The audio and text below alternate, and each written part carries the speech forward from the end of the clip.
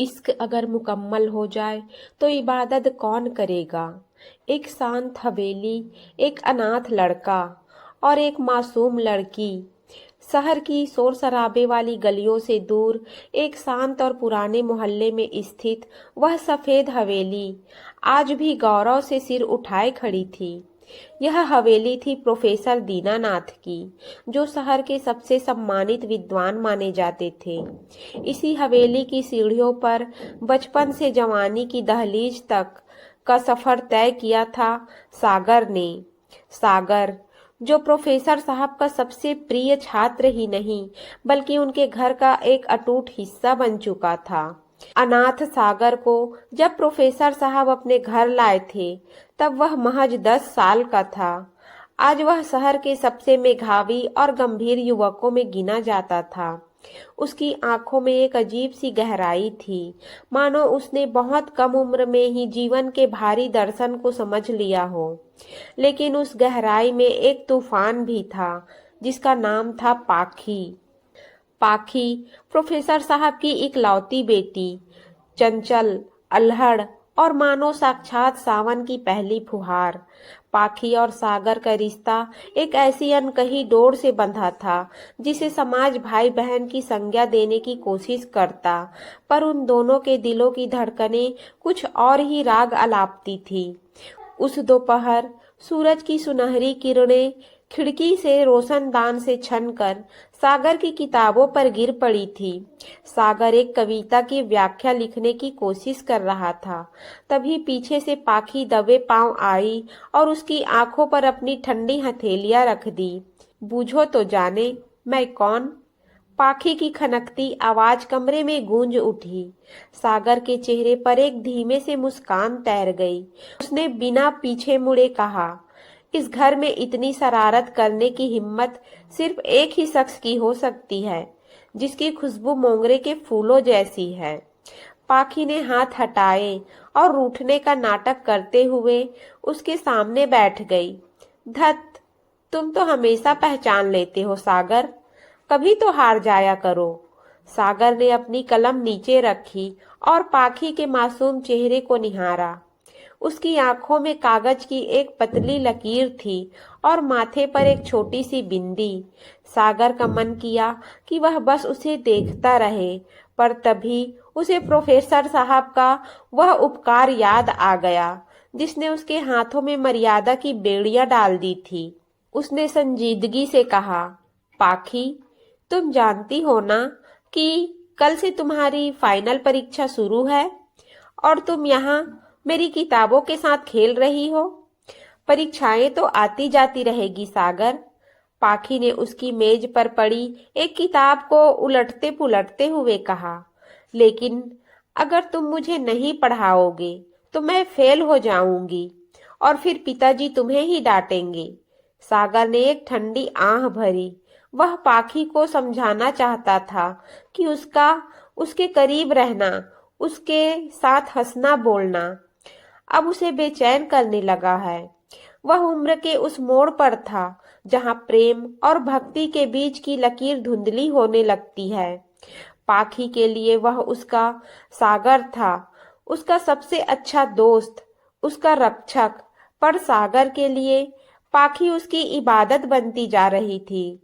एक ऐसी इबादत जिसे वह कभी पा नहीं सकता था। पाखी, सागर का स्वर थोड़ा भारी हो गया। चलो अपनी किताब उठाओ, आज हम त्याग और आदर्श पर आधारित वह पाठ पूरा करेंगे। पाखी ने बड़ी बड़ी आंखों से उसे देखा। त्याग? क्या प्यार में त्याग जरूरी है सागर? सागर की कलम उसके हाथ में कांप गई। उसने पाखी की आंखों में झांके बिना जवाब दिया, हाँ पाखी, कभी कभी प्रेम को जिंदा रखने के लिए प्रेमी को खुद मरना पड़ता है।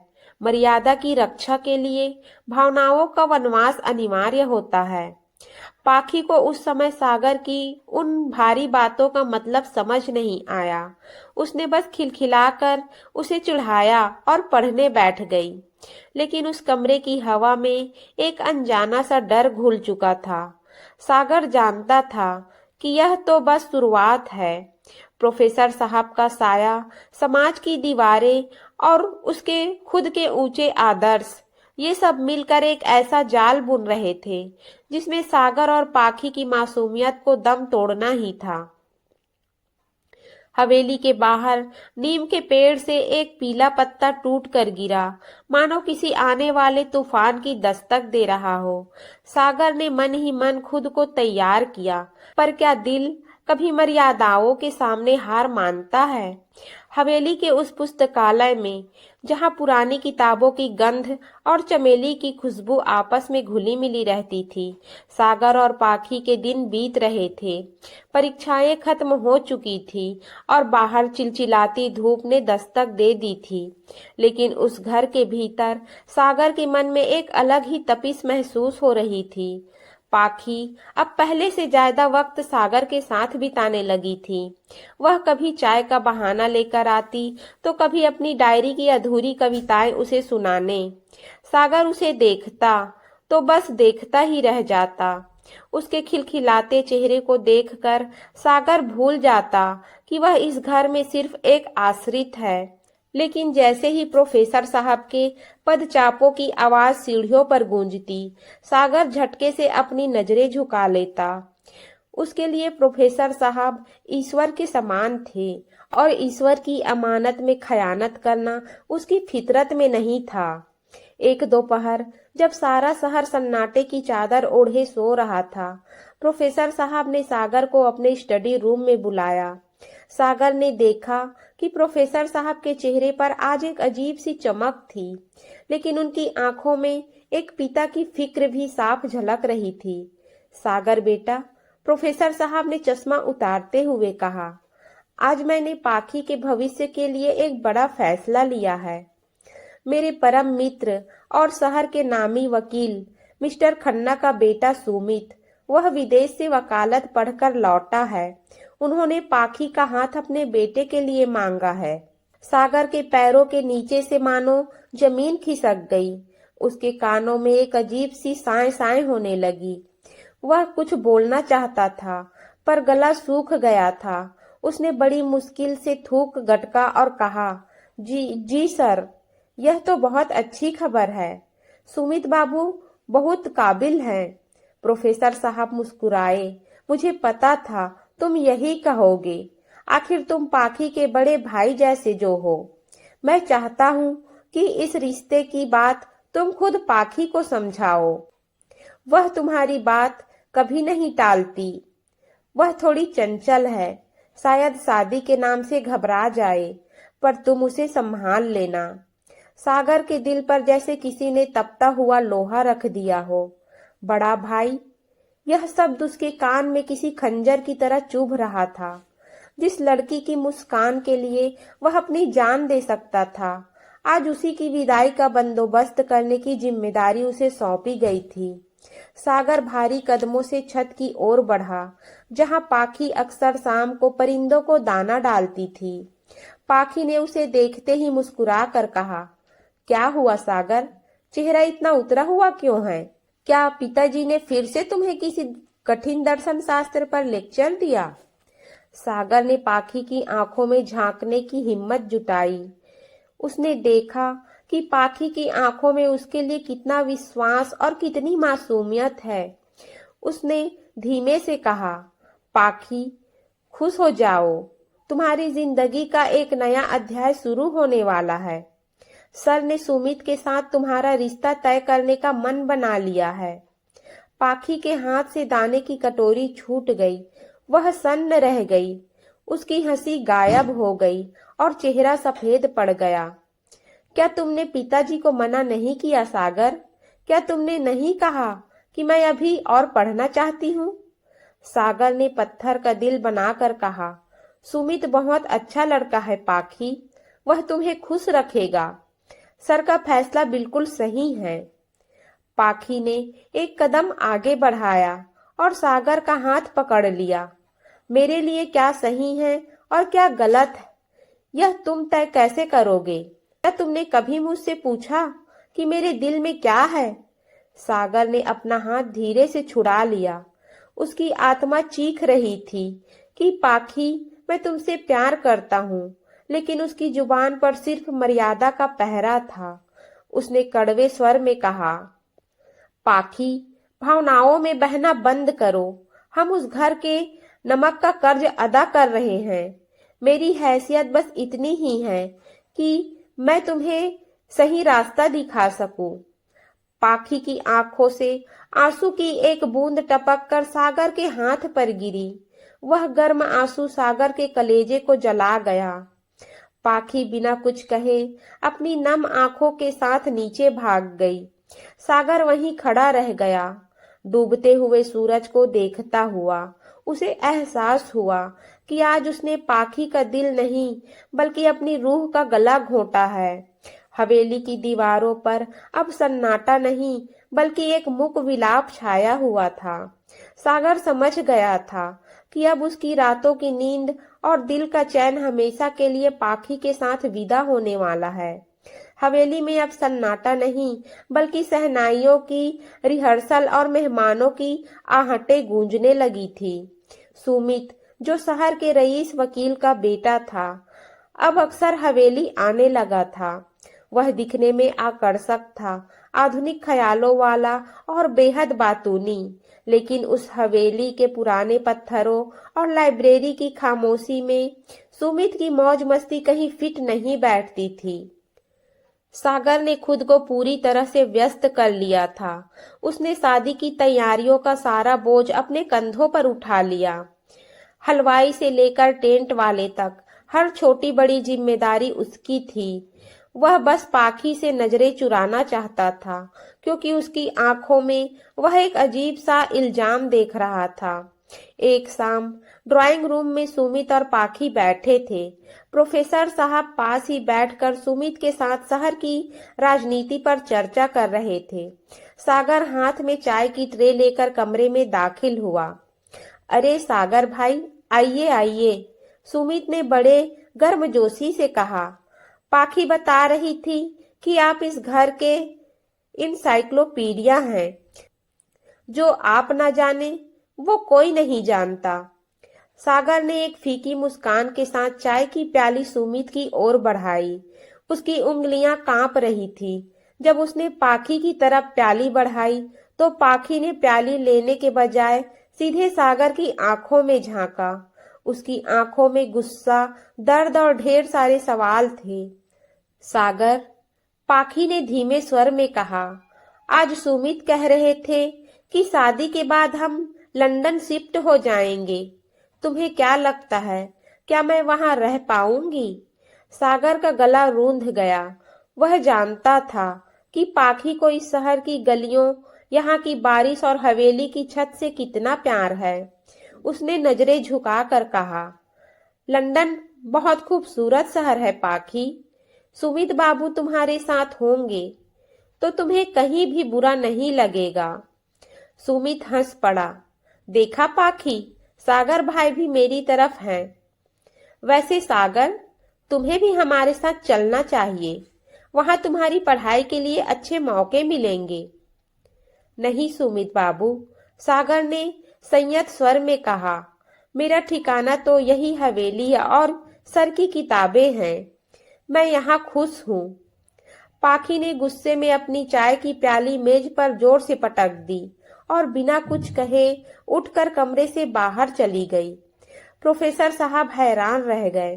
पता नहीं इस लड़की को क्या हुआ है, आजकल बहुत चिड़चिड़ी हो गई है। सागर जानता था कि वह चिड़चिड़ाहट नहीं बल्कि एक तड़प थी। वह भागकर पाखी के पीछे जाना चाहता था, उसे बाहों में भरकर कहना चाहता था कि मत जाओ पाखी, मैं मर जाऊंगा तुम्हारे बिना। लेकिन उसके पैरों में उस एहसासों की जंजीरें थी जो प्रोफेसर साहब ने उसे पाल पोस कर उस पर किए थे। रात के सन्नाटे में जब पूरी हवेली सो रही थी, सागर अपनी छत पर अकेला खड़ा था।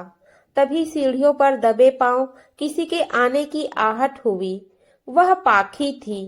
उसके बाल बिखरे हुए थे और चेहरे पर आंसुओं के निशान थे। सागर, पाखी की आवाज में एक टूटन थी। क्या तुम सच में मुझे विदा करना चाहते हो?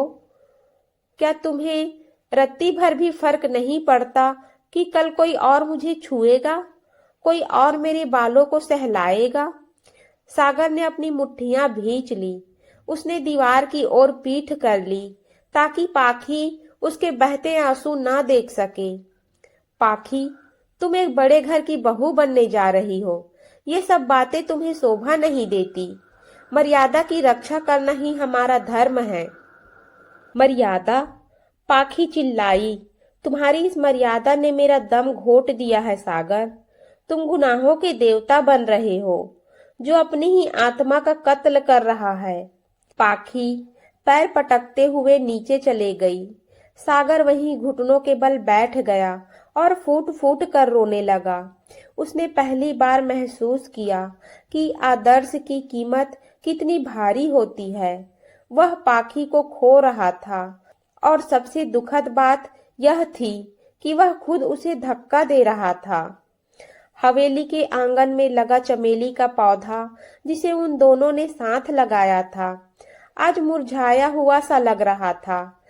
सागर को लगने लगा था कि यह सिर्फ एक शादी नहीं, बल्कि उसके और पाखी के निश्चल प्रेम की चिता सज रही थी। हवेली के दालान में अब गेंदे के फूलों की महक बस गई थी और चारों तरफ पीले कपड़ों की चमक थी। पाखी की हल्दी की रस्म शुरू हो चुकी थी। मंगल गीत गाए जा रहे थे। ढोलक की थाप गूंज रही थी, लेकिन उस शोर के बीच सागर की खामोशी सबसे ज्यादा शोर कर रही थी। प्रोफेसर साहब ने सागर को बुलाकर उसके हाथ में हल्दी का कटोरा थमाया। सागर बेटा, तुम पाखी के सबसे करीब रहे हो। आज उसे यह हल्दी तुम ही लगाओ, जैसे एक बड़ा भाई अपनी छोटी बहन को आशीर्वाद देता है। सागर के हाथ पत्थर के हो गए। वह कटोरा उसे किसी जलते हुए कोयले जैसा महसूस हो रहा था। वह धीरे धीरे पाखी की ओर बढ़ा। पाखी पीले जोड़े में लिपटी सर झुकाए बैठी थी। उसकी आंखों का काजल फैल चुका था, मानो वह रात भर सोई ना हो। जैसे ही सागर ने अपनी उंगलियों से पाखी के गालों पर हल्दी का स्पर्श किया, पाखी का पूरा शरीर कांप उठा। उसने अपनी नजरें उठाई और सागर की आंखों में सीधे झांका। उन आंखों में एक सवाल था, क्या तुम्हारे हाथों को मेरी त्वचा का यह पीलापन महसूस नहीं हो रहा, जो असल में मेरे अरमानों की राख है? सागर ने कांपते स्वर में कहा। सदा सुहागन रहो पाखी। पाखी ने धीरे से फुसफुसाते हुए कहा। आशीर्वाद दे रहे हो या श्राप सागर? क्या तुम्हें लगता है कि इस हल्दी से मेरे मन का वह रंग उतर जाएगा जो तुमने चढ़ाया है? सागर ने तुरंत अपना हाथ खींच लिया। वह वहां से भाग जाना चाहता था। तभी सुमित अपने दोस्तों के साथ वहां पहुंचा। वह हमेशा की तरह चहक रहा था। वाह सागर भाई, आपने तो कमाल कर दिया। पाखी वाकई किसी अप्सरा जैसी लग रही है। सुमित ने पाखी के करीब आकर उसका हाथ पकड़ लिया। पाखी ने झटके से अपना हाथ छुड़ाना चाहा, पर सुमित की पकड़ मजबूत थी। सागर ने देखा कि पाखी की आंखों में घृणा और बेबसी एक साथ तैर रही थी। सुमित ने सागर से कहा, सागर, तुम जानते हो, लंदन में मैंने एक बहुत बड़ा बंगला फाइनल किया है। पाखी वहां ही रानी बनकर रहेगी। सागर ने सिर्फ सिर झुकाया। उसे लग रहा था जैसे वह खुद पाखी को एक सुनहरे पिंजरे की ओर धकेल रहा है। सुमित का आधुनिक होना और पाखी का वह रूहानी मिजाज, सागर को साफ दिख रहा था कि ये दो अलग अलग दुनिया थी जो कभी मिल नहीं सकती थी। सुमित पाखी के शरीर को देख रहा था, जबकि सागर ने हमेशा उसकी रूह से संवाद किया था। उस रात हवेली की छत पर जब सब सो गए, सागर अकेला बैठा चांद को देख रहा था। उसे लगा जैसे चांद भी आज उसे कोस रहा हो। तभी सुमित वहां आया, हाथ में शराब का गिलास लिए। वह थोड़ा नशे में लग रहा था। सागर, सुमित ने पास आकर कहा, पाखी बहुत खूबसूरत है, पर थोड़ी खामोश है। मुझे लगता है उसे अभी तक किसी से प्यार नहीं हुआ, पर मैं उसे सिखा दूंगा कि प्यार क्या होता है। तुम तो उसके भाई जैसे हो। तुमने कभी नोटिस किया कि उसका कोई बॉयफ्रेंड वगैरह तो नहीं था? सागर का खून खौल उठा, उसकी मुट्ठियां भींच गई। वह सुमित का गला पकड़कर कहना चाहता था कि पाखी सिर्फ मेरी है, पर उसने एक गहरी सांस ली और कहा, पाखी एक गंगा की तरह पवित्र है सुमित बाबू। उसके मन में सिर्फ अपने पिता के लिए आदर है। सुमित हंस पड़ा। चलो अच्छी बात है, कोरी स्लेट पर लिखना आसान होता है। सुमित के जाने के बाद सागर फूट फूट कर रोने लगा। उसे महसूस हुआ कि मर्यादा का पालन करना कोई पुण्य नहीं, बल्कि एक सजा है। वह गुनाहों का देवता नहीं बन सका, पर वह इंसान भी नहीं रह पाया था। वह बस एक ऐसी मशीन बन गया था जो अपने ही प्यार की अर्थी को कंधा दे रहा था। अगले दिन शादी थी, वह दिन जो सागर की जिंदगी का सबसे काला दिन होने वाला था।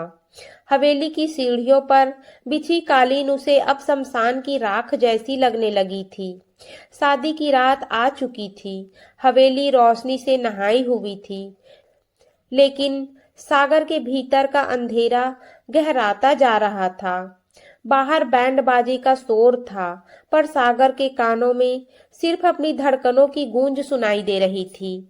वह पाखी के कमरे के बाहर खड़ा था, जहां से सिसकियों की दबी दबी आवाजें आ रही थी। प्रोफेसर साहब मेहमानों के स्वागत में व्यस्त थे और सुमित अपनी रईसी के नशे में चूर बारात लेकर दरवाजे पर पहुंच चुका था। इसी बीच पाखी की सहेली ने सागर को इशारा किया। सागर भाई, पाखी आपको बुला रही है। वह किसी और से बात करने को तैयार नहीं है। सागर के कदम कांप रहे थे। जैसे ही उसने कमरे में कदम रखा, उसे लगा कि हवा का रुख बदल गया है। पाखी लाल जोड़े में सजी, भारी गहनों से लदी एक पत्थर की मूरत की तरह बिस्तर के कोने पर बैठी थी। उसकी आंखों का पानी सूख चुका था, पर उनमें एक ऐसी आग थी जो सागर को भस्म कर सकती थी। सब बाहर भेज दो, पाखी ने ठहरे हुए स्वर में कहा। कमरा खाली होते ही पाखी उठी और सागर के बिल्कुल करीब आकर खड़ी हो गई। सागर, अभी भी वक्त है। हाथ पकड़ो मेरा और ले चलो मुझे यहाँ से दूर। मैं इस बनावटी रईसी और सुमित के खोखले वादों के साथ नहीं जी सकती। सागर ने अपनी नजरें झुका ली। पाखी, यह पागलपन है। नीचे बारात खड़ी है, सर की इज्जत दांव पर है। मैं अनाथ था, उन्होंने मुझे नाम दिया, पहचान दी। मैं उनके साथ गद्दारी नहीं कर सकता। गद्दारी? पाखी चीखी। उसकी आवाज में दर्द का सैलाब था। गद्दारी तो तुम मेरे साथ कर रहे हो। क्या तुम्हें लगता है कि सुमित मुझे समझ पाएगा? वह मेरी देह को देख रहा है, पर मेरी रूह तो तुम्हारे पास गिरवी पड़ी है। क्या तुम अपनी मर्यादा के लिए मुझे ताउम्र एक अजनबी के साथ सोने के लिए मजबूर करोगे? सागर का दिल फटा जा रहा था। उसने पाखी के कंधे पकड़े और उसे झकझोरते हुए कहा, पाखी, प्यार सिर्फ पाने का नाम नहीं है, प्यार त्याग का नाम है। मैं तुम्हें सुमित के हवाले इसलिए कर रहा हूँ क्योंकि वह तुम्हें वह दुनिया दे सकता है जो मैं कभी नहीं दे पाऊंगा। मैं एक मामूली शिक्षक हूँ और वह एक सौदागर है। पाखी ने उसकी बात काट दी। तुम गुनाहों के देवता बनना चाहते हो ना? तुम चाहते हो कि दुनिया तुम्हारी महानता के कसीदे पढ़े कि तुमने अपने प्यार को खुद विदा किया? तो ठीक है, आज से पाखी मर गई। अब जो नीचे जाएगी वह सिर्फ एक लाश होगी जिसे तुम अपने हाथों से सुमित को सौंपोगे। तभी बाहर से प्रोफेसर साहब की आवाज आई, सागर, बेटी को नीचे लाओ, मुहूर्त निकला जा रहा है। सागर ने अपने आंसू पोंछे और पाखी के सिर पर दुपट्टा ठीक किया। उसके हाथ बर्फ की तरह ठंडे थे। उसने पाखी का हाथ पकड़ा, वही हाथ जिसे उसने बचपन में खिलौने पकड़ाए थे, आज उसे अग्नि के फेरों की ओर ले जा रहा था। जब वे सीढ़ियों से नीचे उतर रहे थे, पूरी हवेली की नजरें उस पर थी। सुमित मुस्कुरा रहा था, पर सागर को लग रहा था जैसे वह अपनी ही चिता की ओर बढ़ रहा हो। कन्यादान के वक्त जब प्रोफेसर साहब का हाथ कांपने लगा, तो सागर ने पीछे से उन्हें सहारा दिया। उसे महसूस हुआ कि वह सिर्फ पाखी का हाथ नहीं, बल्कि अपनी पूरी जिंदगी सुमित के हाथों में सौंप रहा है। फेरों के वक्त जब पाखी अग्नि के चारों ओर घूम रही थी, उसकी नजरें हर बार सागर से टकराती। हर फेरे के साथ एक रिश्ता टूट रहा था और एक समझौता जुड़ रहा था। जब सुमित ने पाखी की मांग में सिंदूर भरा, तो सागर ने अपनी आंखें बंद कर ली। उसे लगा जैसे किसी ने उसके सीने में खंजर उतार दिया हो। विदाई की बेला आई। पाखी कार में बैठने से पहले रुकी।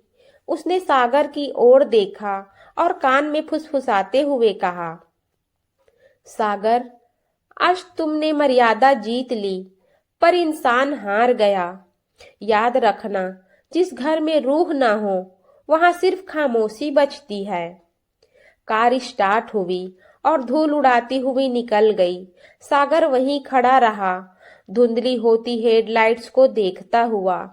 आसमान में बिजली कड़की और मूसलाधार बारिश शुरू हो गई, मानो कुदरत भी उस बेमेल बंधन पर आंसू बहा रही हो। सागर पूरी तरह भीग चुका था, पर उसके भीतर की आग बुझने का नाम नहीं ले रही थी।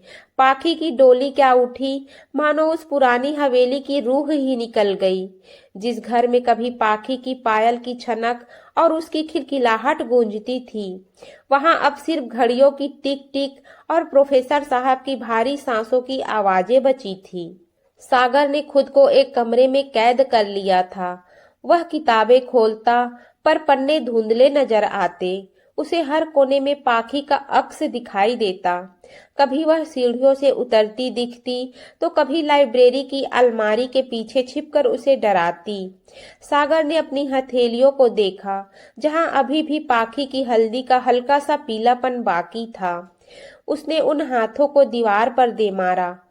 क्यों किया मैंने ऐसा? क्यों उसे उस अजनबी के हवाले कर दिया? वह खुद से सवाल करता, पर जवाब में सिर्फ प्रोफेसर साहब का वह चेहरा सामने आता, जो उसे बेटा कहकर पुकारते थे। मर्यादा की जीत हो चुकी थी, पर सागर का वजूद हार चुका था। उधर शहर के पौष इलाके में स्थित सुमित का बंगला रोशनी से जगमगा रहा था। सुमित अपनी जीत के नशे में था। उसने पाखी का हाथ पकड़कर उसे बेडरूम के भीतर खींचा। पाखी, जो अब मिसेस सुमित खन्ना बन चुकी थी, एक सजी धजी लाश की तरह बिस्तर पर बैठ गई। सुमित ने उसके पास आकर उसके बालों को छुआ। पाखी, तुम जानती हो मैंने तुम्हारे लिए क्या क्या प्लान किया है? हम कल ही अपनी हनीमून टिकट्स बुक करा रहे हैं। तुम इतनी पुरानी हवेली के गम भूल जाओगी। पाखी ने अपनी गर्दन मोड़कर सुमित की आंखों में देखा। उन आंखों में न तो शर्म थी, न प्रेम, बस एक शून्य था। सुमित, तुम मुझे दुनिया की हर खुशी दे सकते हो, पर क्या तुम मुझे मेरी रूह लौटा सकते हो? सुमित चिढ़ गया। ये क्या दार्शनिक बातें कर रही हो? सागर के साथ रहकर तुम्हारा भी दिमाग खराब हो गया है। तुम्हारा दिमाग भी किताबी हो गया है। देखो पाखी, मैं तुम्हें प्यार करता हूँ, पर मुझे ड्रामा पसंद नहीं। अब तुम मेरी पत्नी हो और मैं चाहता हूँ कि तुम अपनी जिम्मेदारियां समझो। सुमित ने उसे बाहों में भरने की कोशिश की, पर पाखी का शरीर बर्फ की तरह ठंडा था।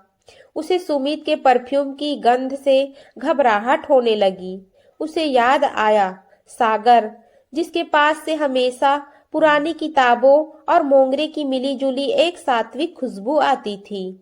उस रात जब सुमित गहरी नींद में सो गया, पाखी खिड़की के पास खड़ी होकर आसमान को निहारती रही।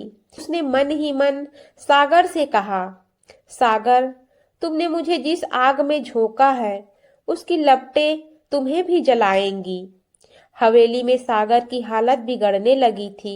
उसने खाना पीना छोड़ दिया था। प्रोफेसर साहब उसकी हालत देखकर समझ रहे थे कि घाव गहरा है, पर वे भी मजबूर थे। एक दिन उन्होंने सागर को पास बुलाया। सागर बेटा, जिंदगी रुकती नहीं है, तुम्हें आगे बढ़ना होगा। शहर में एक नया कॉलेज खुला है, मैंने वहां तुम्हारे लिए लेक्चरर की बात की है, कल से ज्वाइन कर लो। सागर ने बेमन से सिर हिला दिया। अगले दिन जब वह कॉलेज पहुंचा तो उसकी मुलाकात कामनी से हुई। कामनी, जो उसी कॉलेज में संगीत की टीचर थी, वह पाखी से बिल्कुल अलग थी, बेबाक, बोल्ड और दुनियादारी को समझने वाली। जब कामनी ने सागर को उदास देखा तो उसने हंसकर कहा, मिस्टर सागर, आप यहाँ पढ़ाने आए हैं या शोक मनाने? सुना है आप बहुत बड़े विद्वान हैं, पर विद्वान तो वो होता है जो वक्त के साथ चलना सीखे।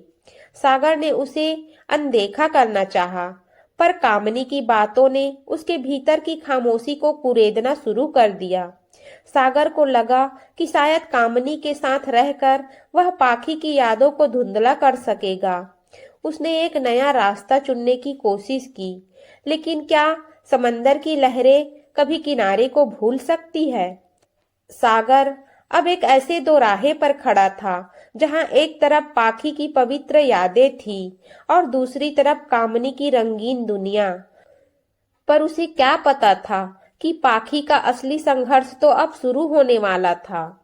कॉलेज की गलियारों में सागर के कदमों की आहट अब भारी और बेजान हो गई थी। वह छात्रों को प्रेम और दर्शन पर लेक्चर देता, पर उसके अपने शब्द उसे खोखले महसूस होते। मर्यादा और त्याग जैसे शब्द, जो कभी उसके जीवन के आधार स्तंभ थे, अब उसे एक सजी धजी जेल की तरह लगने लगे थे। उसे लगने लगा था कि उसने पाखी को खोकर कोई महानता नहीं पाई, बल्कि अपनी आत्मा का सौदा कर लिया है। इसी मानसिक अस्थिरता के बीच कामनी उसके जीवन में एक आंधी की तरह दाखिल हुई। कामनी, जो संगीत की शिक्षिका थी, सागर के बिल्कुल विपरीत थी। वह खुले विचारों वाली, आधुनिक और थोड़ी रहस्यमयी थी। उसे सागर की खामोशी और उसकी आंखों में छिपे दर्द ने आकर्षित किया। एक शाम जब कॉलेज खाली हो चुका था और सागर लाइब्रेरी में अकेला बैठा पुरानी फाइलों में खोया था, कामनी वहां आई। सागर जी, इतनी गंभीर किताबें पढ़कर क्या आपको शांति मिलती है? कामनी ने खिलखिलाते हुए पूछा और उसके सामने की कुर्सी खींचकर बैठ गई। मैंने सुना है आप बड़े आदर्शवादी हैं, पर क्या कभी आपने सोचा है कि ये आदर्श इंसान को सिर्फ अकेलापन देते हैं? सागर ने अपना चश्मा ठीक किया और धीमी आवाज में कहा, आदर्श ही इंसान को जानवर से अलग बनाते हैं कामनी जी। कामनी पास आई। उसकी आंखों में एक अजीब सी चमक थी। और जो आदर्श आपको अंदर से मार दे, जो आपको एक जिंदा लाश बना दे, क्या वे भी सही हैं? देखिए सागर, जिंदगी जीने के लिए होती है, घुटने के लिए नहीं। सागर ने उसकी बातों को टालना चाहा, पर कामनी की मौजूदगी ने उसके भीतर की दबी हुई कुंठा को सहलाना शुरू कर दिया। उसे लगने लगा कि शायद कामनी के साथ की रंगीनियत उसे पाखी के उस सफेद साये से आजाद कर देगी जो हर वक्त उसके साथ चलता था। वह कामनी के साथ बाहर जाने लगा, उसके साथ कॉफी पीना, देर रात तक बातें करना।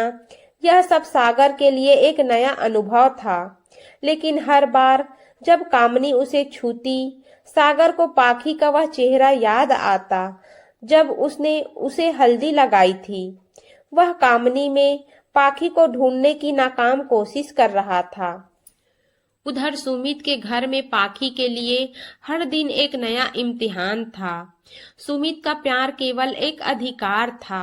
वह पाखी को एक सजी हुई गुड़िया की तरह पार्टियों में ले जाता, अपनी रईसी का प्रदर्शन करता, पर पाखी के मन की बात सुनने का उसके पास वक्त नहीं था। एक रात सुमित नशे में धुत होकर घर लौटा। उसने पाखी को जबरदस्ती डांस करने के लिए मजबूर किया। चलो पाखी, आज मेरे दोस्तों के सामने तुम्हें दिखाना है कि तुम कितनी ग्रेसफुल हो। पाखी ने इनकार किया। सुमित, मेरी तबीयत ठीक नहीं है, मुझे अकेला छोड़ दो। सुमित का चेहरा गुस्से से लाल हो गया। अकेला? शादी के बाद कोई अकेला नहीं होता। तुम मेरी पत्नी हो। मैंने तुम्हारे पिता को मोटा दहेज दिया है और तुम्हारी हवेली की मरम्मत के लिए पैसे भी। तुम मेरी संपत्ति हो। संपत्ति? यह शब्द राखी के कान में तेजाब की तरह गिरा। उसे एहसास हुआ कि जिस पिता की इज्जत के लिए उसने अपना प्यार कुर्बान किया, उन्हीं पिता ने अनजाने में उसे एक सोने के पिंजरे में बेच दिया था। उसने रात भर कमरे में बंद होकर रोया। उसे सागर की याद आई, जिसने उसे कभी संपत्ति नहीं बल्कि पूजा समझा था। पाखी ने उसी रात सागर को एक खत लिखने की कोशिश की, पर बीच में ही फाड़ दिया। उसे याद आया कि सागर ने ही उसे विदा किया था। उसने खुद से कहा, अगर सागर ने मुझे ठुकराया है तो मैं भी अब अपनी जंग खुद लड़ूंगी। लेकिन पाखी का स्वास्थ्य गिरने लगा था। वह खाना कम खाती और घंटों खिड़की से बाहर शून्य में ताकती रहती। सुमित की बेरुखी और सागर की जुदाई ने उसे अंदर से खोखला कर दिया था। सागर को जब कॉलेज में कामनी के साथ हंसते बोलते देखा गया तो शहर में बातें होने लगी। प्रोफेसर साहब के कानों तक भी यह खबर पहुंची। उन्हें विश्वास नहीं हुआ कि उनका संस्कारी सागर ऐसा कर सकता है, पर सागर तो बस अपने घावों पर मरहम लगाने की कोशिश कर रहा था, भले ही वह मरहम नकली क्यों ना हो। उसे पता था कि नीति एक और क्रूर मोड़ लेने वाली है। पाखी के बीमार होने की खबर अब सागर तक पहुंचने वाली थी, जो उसके बनाए हुए इस नकली संसार को एक ही पल में ढहा देने वाली थी। कॉलेज की चकाचौंध और कामनी की महफिलें सागर को थोड़ी देर के लिए सुकून तो देती थी, पर जैसे ही वह घर लौटता उसकी रूह उसे धिक्कारने लगती। कामनी के साथ हंसना उसे ऐसा लगता मानो वह पाखी की पवित्रता का अपमान कर रहा हो। वह गुनाहों के देवता बनने की राह पर तो था, पर उसका मन अब भी उसी पुरानी हवेली की लाइब्रेरी में अटका था।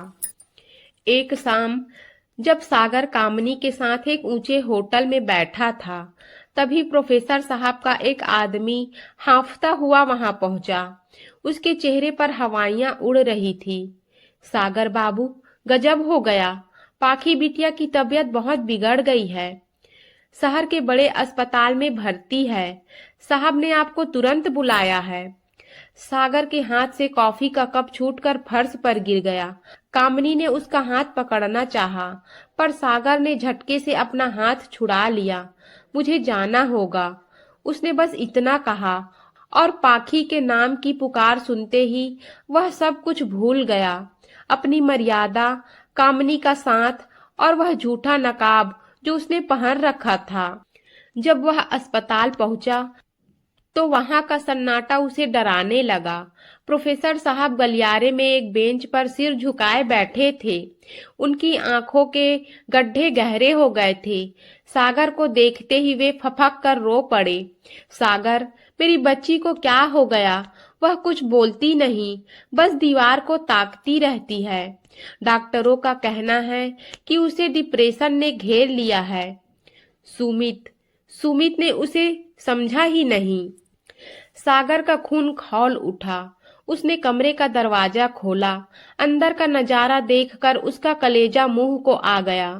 पाखी, जो कभी गुलाब की पंखुड़ी जैसी कोमल और ताजी दिखती थी, आज मुरझाए हुए पत्ते की तरह सफेद चादर पर पड़ी थी। उसकी आंखें धंसी हुई थी और होठ नीले पड़ गए थे। पाखी, सागर की आवाज में सदियों का दर्द सिमट आया था। पाखी ने धीरे से अपनी गर्दन घुमाई। सागर को देखते ही उसकी आंखों में एक चमक सी आ गई, पर अगले ही पल वह बूझ गई। क्यों आए हो सागर? अपनी मर्यादा का हिसाब लेने, या यह देखने कि तुमने जिस बलि वेदी पर मुझे चढ़ाया था वहां अब सिर्फ राख बची है? सागर उसके बिस्तर के पास घुटनों के बल बैठ गया। उसने पाखी का वह हाथ अपने हाथों में ले लिया जो अब हड्डियों का ढांचा मात्र रह गया था। मुझसे गलती हो गई पाखी। मैंने आदर्शों की वेदी पर तुम्हें नहीं बल्कि खुद को कुर्बान कर दिया। मैं डर गया था समाज से, सर के एहसानों से। पाखी ने एक फीकी मुस्कान के साथ कहा, तुम देवता बनने चले थे सागर, पर तुम भूल गए कि इंसान को प्यार की जरूरत होती है, पत्थर के आदर्शों की नहीं। सुमित ने मुझे छुआ, पर उसे मुझसे नफरत होने लगी क्योंकि मेरे अंदर तुम बसे थे। उसने मुझे मानसिक तौर पर तोड़ दिया। तभी सुमित कमरे में दाखिल हुआ। उसने सागर को पाखी के हाथ पकड़े देखा तो उसका चेहरा गुस्से से तमतमा उठा। ये क्या तमाशा है? एक भाई अपनी बहन का हाथ इस तरह नहीं पकड़ता। सागर, तुम यहाँ क्या कर रहे हो? सागर उठा और सुमित के बिल्कुल करीब जाकर खड़ा हो गया। उसकी आंखों में अब वह पुराना संकोच नहीं था, बल्कि एक रक्षक की आग थी। सुमित बाबू, आपने पाखी को एक पत्नी नहीं, एक खिलौना समझा। अगर इसे कुछ भी हुआ तो याद रखिएगा, मैं वह गुनाह करूंगा जिसकी सजा कोई कानून नहीं तय कर पाएगा। सुमित उसकी हिम्मत देखकर पीछे हट गया। उस रात सागर अस्पताल के बाहर फुटपाथ पर बैठा रहा। उसे एहसास हुआ कि उसने पाखी को विदा करके उसे सुरक्षित नहीं किया था, बल्कि उसे नर्क में धकेल दिया था। कामनी का ख्याल उसके मन से पूरी तरह मिट चुका था। अब उसके सामने सिर्फ एक ही लक्ष्य था, पाखी को उस अंधेरे से बाहर निकालना। पर क्या पाखी की टूट चुकी रूह फिर से जी पाएगी? क्या सागर अपने पापों का प्रायश्चित कर पाएगा? अस्पताल की उन सफेद दीवारों के बीच जहां फिनाइल की गंध और मौत का सन्नाटा पसरा था, सागर पिछले 3 दिनों से पाखी के कमरे के बाहर एक साये की तरह डटा हुआ था। सुमित अपनी इज्जत बचाने के लिए बीच बीच में चक्कर लगा जाता, पर पाखी ने साफ कह दिया था कि वह सुमित का चेहरा भी नहीं देखना चाहती। प्रोफेसर साहब की हालत ऐसी थी मानो उनकी बरसों की तपस्या, उनके ऊंचे आदर्श आज उनकी अपनी बेटी की जान ले रहे हों। एक रात जब नर्स दवा देकर बाहर निकली, सागर दबे पांव पाखी के बिस्तर के पास जाकर बैठ गया। चांदनी खिड़की के शीशे से छनकर पाखी के पीले पड़ चुके चेहरे पर गिर रही थी। पाखी की आंखें बंद थी, पर उसकी पलकें रह रहकर कांप रही थी। पाखी, सागर ने बहुत धीमे से पुकारा, जैसे डर हो कि कहीं उसकी आवाज से पाखी का कांच जैसा वजूद टूट न जाए। पाखी ने धीरे से आंखें खोली। उसकी नजरों में अब वह पहले जैसा गुस्सा नहीं था, वह एक अथाह थकावट थी। तुम अभी भी यहीं हो सागर? अपनी उस अधूरी कहानी को पूरा करने आए हो? सागर ने पाखी का ठंडा हाथ अपने दोनों हाथों में थाम लिया। उसकी आंखों से एक आंसू टपककर पाखी की हथेली पर गिरा। पाखी, मैं हार गया। मेरा वह सारा ज्ञान, दर्शन, शास्त्र, वह गुनाहों के देवता बनने का भूत सब मिट्टी में मिल गया। मैंने तुम्हें मर्यादा के नाम पर त्याग दिया, पर सच तो यह है कि मैं कायर था। मैं समाज से डर गया। मैं सर के एहसानों के बोझ तले दब गया। पाखी ने एक लंबी, दर्द भरी सांस ली। तुम कायर नहीं थे सागर, तुम बस महान बनना चाहते थे। तुमने सोचा कि मुझे किसी रईस के हवाले कर दोगे तो मैं खुश रहूंगी, पर तुमने यह क्यों नहीं सोचा कि जिस रूह में तुम्हारा नाम लिखा हो वह किसी और के बिस्तर पर कैसे सुकून पा सकती है। सुमित ने मुझे हर वह चीज दी जो पैसा खरीद सकता है, पर उसने मुझे वह सम्मान और वह एहसास कभी नहीं दिया जो तुम्हारी एक डांट में होता था। सागर का गला रूंध गया। मुझे माफ कर दो पाखी। मैं कामनी के पास भी गया, सिर्फ इसलिए ताकि तुम्हारा चेहरा भूल सकूं, पर मैं जितना दूर भागता तुम उतनी ही मेरे करीब आती रही। पाखी की आंखों में एक अजीब सी चमक आई। उसने सागर का हाथ थोड़ा मजबूती से पकड़ा।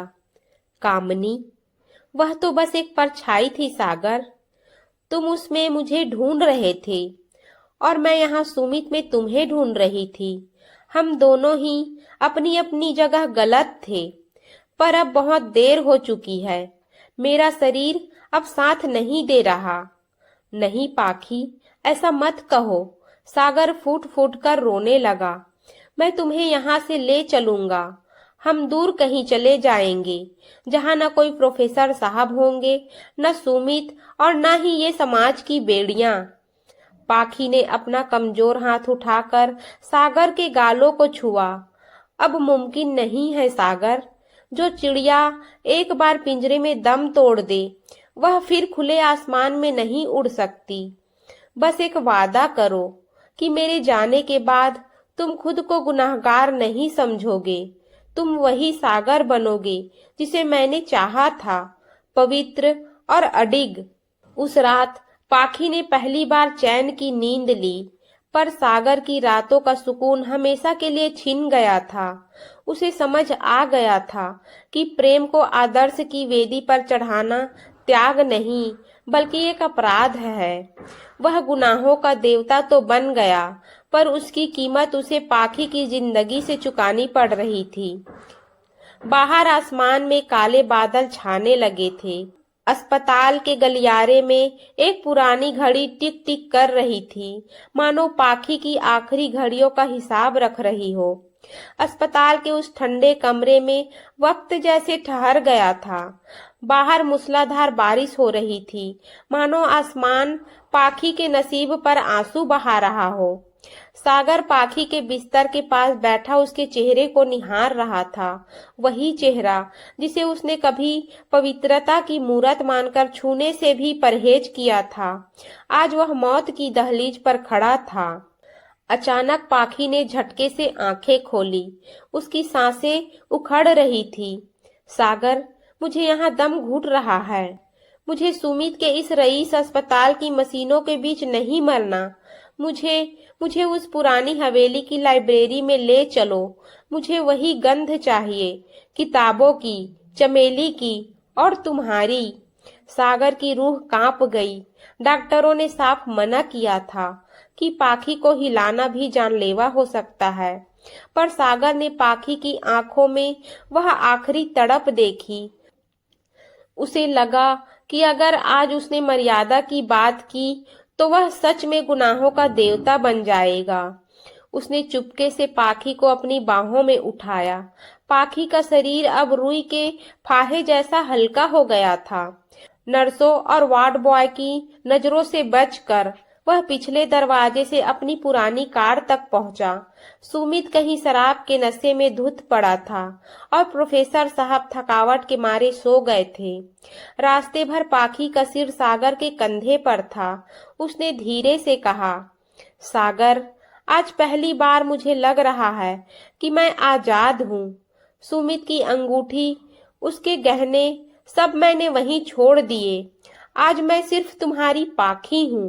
हवेली पहुंचते ही सागर उसे सीधे लाइब्रेरी में ले गया। खिड़की खोल दी गई ताकि बाहर की गीली मिट्टी और मोंगरे की महक कमरे में भर जाए। सागर ने उसे वहीं फर्श पर लिटा दिया जहां वे बचपन में साथ बैठकर पढ़ते थे। सागर, पाखी की आवाज अब एक फुसफुसाहट मात्र रह गई थी। एक बार, बस एक बार मेरा नाम वैसे ही लो जैसे तुम तब लेते थे जब मैं तुम्हें तंग करती थी। सागर के आंसू उसकी दाढ़ी से होते हुए पाखी के माथे पर गिरे। पाखी, मेरी पाखी, मत जाओ। अभी तो हमें कितनी बातें करनी है। मैंने तुम्हारे लिए कितनी कविताएं लिखी है जो कभी सुनाई नहीं। पाखी ने एक कमजोर मुस्कान के साथ कहा। वो कविताएं अब हवाओं में गूंजेगी सागर। देखो, वह खिड़की के बाहर जो नीम का पेड़ है, उस पर हमारा बचपन आज भी बैठा है। तुम गुनाहों के देवता मत बनना सागर, तुम बस इंसान बने रहना। प्यार करना कोई गुनाह नहीं होता, उसे मार देना गुनाह होता है। पाखी की आंखें धीरे धीरे मूंदने लगी। उसने सागर का हाथ अपने दिल पर रखा। धड़कनें अब बहुत धीमी थी। उसने आखिरी बार बुदबुदाया, देवा अर्पण। मैंने खुद को तुम्हें सौंप दिया सागर, अब मैं किसी और की नहीं हो सकती। और फिर एक लंबी खामोशी छा गई। पाखी का हाथ सागर की पकड़ से ढीला होकर जमीन पर गिर पड़ा। उसके चेहरे पर एक अजीब सी शांति थी, ऐसी शांति जो किसी युद्ध को जीतने के बाद आती है। उसने अपनी मर्यादा का युद्ध हार कर अपनी रूह की आजादी जीत ली थी। सागर वहीं पत्थर की मूरत बना बैठा रहा। उसने चीखना चाहा, पर गला रूंध गया था। उसने पाखी के माथे पर अपना पहला और आखिरी चुंबन अंकित किया। आज मर्यादा की दीवार ढह चुकी थी, पर उसे बचाने के लिए पाखी अब नहीं थी। तभी पीछे से प्रोफेसर साहब की आवाज आई। वो दरवाजे पर खड़े कांप रहे थे। उन्होंने अपनी बेटी को सागर की गोद में बेजान देखा तो उनकी आंखों से भी आदर्शों का भ्रम टूटकर गिर पड़ा। उन्होंने बस इतना कहा, सागर, हमने इसे मार डाला। लाइब्रेरी की वह रात सागर की जिंदगी की सबसे लंबी और काली रात थी। पाखी के शांत चेहरे को देखकर ऐसा लग रहा था मानो वह सो रही हो, पर उसकी देह की वह ठंडक सागर के कलेजे को चीर रही थी। प्रोफेसर साहब घुटनों के बल बैठ गए थे। उनके चेहरे पर वह गर्व अब कहीं नहीं था जो कभी अपनी मर्यादा और उसूलों पर हुआ करता था। उन्होंने कांपते हाथों से पाखी के ठंडे माथे को छुआ और रोते हुए बोले, सागर, मैंने अपनी ही बेटी की अर्थी सजा दी। मेरे आदर्शों ने उसे मार डाला। सागर की आंखों में आंसू सूख चुके थे। उसने पाखी को अपनी बाहों में उठाया और उसे धीरे से मखमली बिस्तर पर लिटा दिया। वह अब बल्कि एक वैरागी बन चुका था। अगली सुबह जब यह खबर शहर में फैली तो कोहराम मच गया।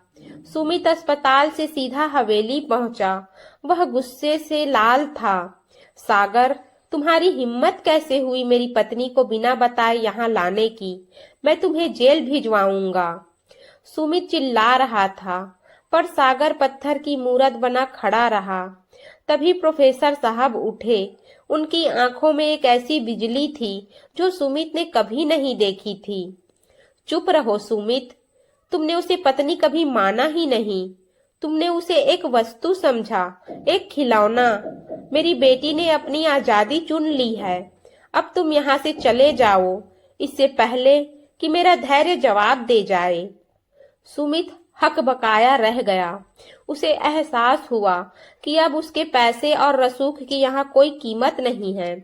वह बड़बड़ाता हुआ बाहर निकल गया, पर नीति ने उसके लिए कुछ और ही सोच रखा था। पाखी के गम और अपनी करतूतों के बोझ तले दबे सुमित ने शराब में खुद को डुबो लिया। कुछ ही महीनों में उसका कारोबार डूब गया और वह शहर की गलियों में एक गुमनाम साया बनकर रह गया। लोग कहते थे कि उसे पाखी की रूह का श्राप लगा है। इधर हवेली में पाखी का अंतिम संस्कार सागर ने ही किया। जब चिता की लपटें आसमान को छू रही थी, सागर को लगा जैसे उसकी अपनी आत्मा भी जल रही है। उसने पाखी की राख को गंगा में प्रवाहित करते समय एक संकल्प लिया। वह वापस उस कॉलेज में नहीं गया। उसने कामनी से भी सारे रिश्ते तोड़ लिए। कामनी ने उसे रोकने की कोशिश की, उसे दुनियादारी के तर्क दिए, पर सागर ने बस इतना कहा, कामनी, जहाँ रूह का सौदा हो जाए वहाँ शरीर के सुख बेनामी है। मैंने एक देवता बनने की कोशिश में एक इंसान को खो दिया। अब मैं उस कमी को पूरा करना चाहता हूँ।